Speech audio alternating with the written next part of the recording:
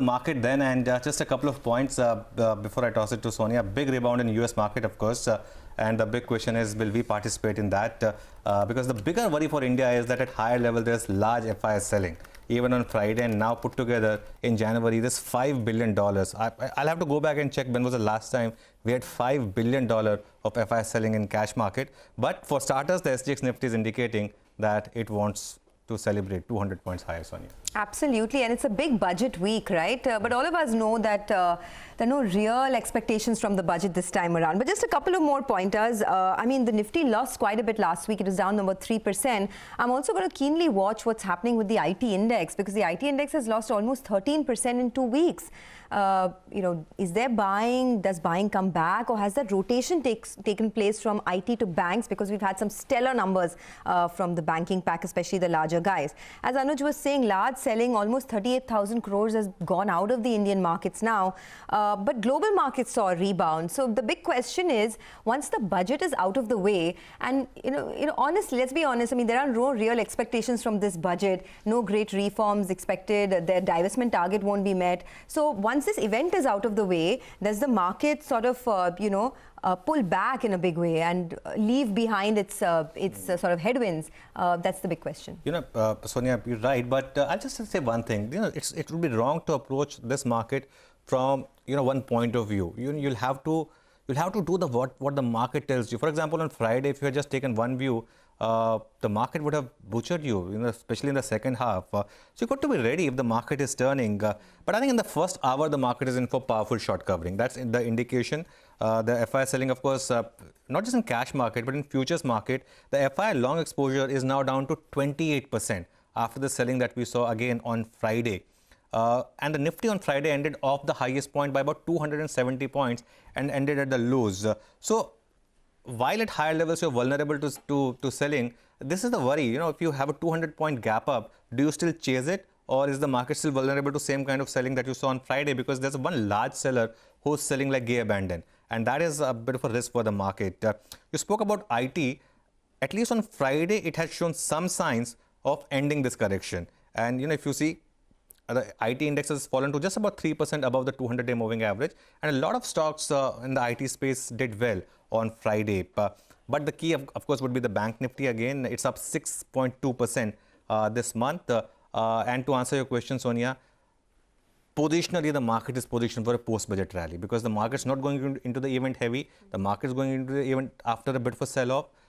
Global markets, if they stabilize, and once you have this whole sort of overhang of the Fed out of the way, perhaps you could have a post-budget rally. But let's wait and see. Let's not preempt anything in this market. But I tell you what, Prashant, on Friday the US market had that well-deserved or sort of break pullback. Yes. Break from all the selling. No, absolutely. We got the pullback 2 or 3 times last week, right? But the point is that we here in India went to sleep with a bounce and woke up in the morning with a deep red kind of screen. Not so on Saturday morning, when US basically the bounce lasted into close. So the bounce itself was not the headline. It was the fact that you had the bounce and it did not fade away by close. Volumes on Friday, I mean, for what it's worth, were the lowest we've seen in the last 5 or 6 trading sessions. So that's something to note. 3% on the Nasdaq, S&P up about 2.5%. Treasury yields pulled back a little bit. This is essentially the problem area for the market, right? The rates market. 5 basis points lower on the 5-year. The 10-year lost about 3 basis points. Dollar continues to move ahead, right? I mean, dollar is essentially the numero uno safe haven asset in that sense. And it's not just the problems in the bond market in the US or what the Fed wants to do. Anything gets reflected in the USD if it's large enough. And we've got other issues like Ukraine, etc. And oil has resumed its upward journey. It's back at about almost 91 on Friday. The question is this, right? I mean, will the bounce last? And very simply put, if you go back to rate hiking cycles in 2015 to 18, or you go back to 2004 onwards, the first hike, the nervousness around the first hike usually results in about a 10% rough 10% fall in the S&P 500, right? And then kind of one moves on. Not to say that, well, it's all hunky-dory and it's a non-stop rise, but the fact is, after a 10% rough 10% fall, things start to stabilize a little bit. So will we see that? Two important differentiators, now as compared to before. as many have pointed out, the Fed arguably is way behind the curve, where they need to be to match up where inflation is. I mean, I guess they are behind the curve compared to the previous cycles. And second, asset valuations are at levels where they were not back in 2015 or 2004. Valuations are still, maybe not anymore, but the starting points were much higher this time around as compared to the previous cycle. So again, I mean, just a caveat, two caveats. Otherwise, I mean, a 10% odd fall. I mean, we're already down 10% in this fall. Let's just hope that there is some stability. I don't think there is any FOMO to chase this move higher or anything of that sort, neither in the US or maybe here as well. But I think what we need right now is just a couple of days where the market does not go down, maybe doesn't do too much on the upside as well, just stability. Sonia. Well, since you spoke about FOMO, the only FOMO I'm getting is, the Chinese markets are shut for 1 week. They have a week-long holiday. So, all right, and we have That's justified. That's we have one of the most important weeks for our markets. All right, a couple of big cues to track. Today you have the macroeconomic policy that comes out post-noon, so we'll track that closely. Tomorrow you have the union budget. A lot of big numbers. There's L&T, Britannia, Marico that will be reacting to its earnings today. On that front, L&T and Britannia both have reported slightly weaker margins.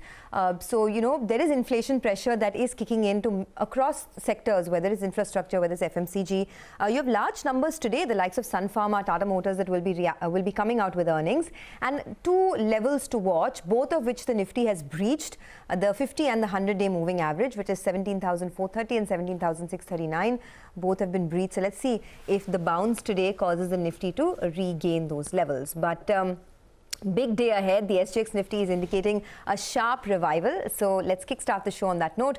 First up on the equities front, we have Mahesh Nandurkar of Jefferies, who says that Fed tightening scare has driven a correction in the equity market. The Nifty is down 7% from the January peak and now trades at 20 times 1 year forward, which is an 8% premium to the 5-year average and a 21% premium to the 10-year average. Jefferies remains sanguine on India's economic outlook, but valuations are still not in a comfort zone, especially as the risk-free rate is rising. They bring in more value biases in the model portfolio by increasing overweight on autos and adding Axis Bank and BPCL. They also reduce IT to neutral and add pharma.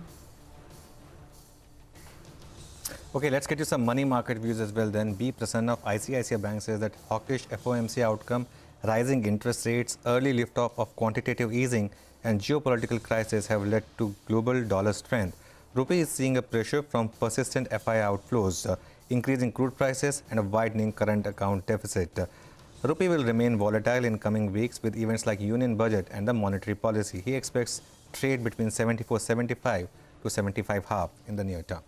And on the bonds, B. Prasanna says global bonds remain fairly volatile last week, with yields rallying first on the back of risk-off sentiment and later selling off due to the hawkish FOMC. This week, focus would largely be on domestic market, where the union budget is scheduled, borrowings closer to previous year and clarity regarding global bond index inclusions are the key expectations. He expects the market to remain volatile depending upon details of the fiscal numbers, and he says bonds are likely to trade in 6.65 to 6.85% range this week. All right, what's the world view looking like? Nigel is standing by with exactly that. Nigel, hi, good morning.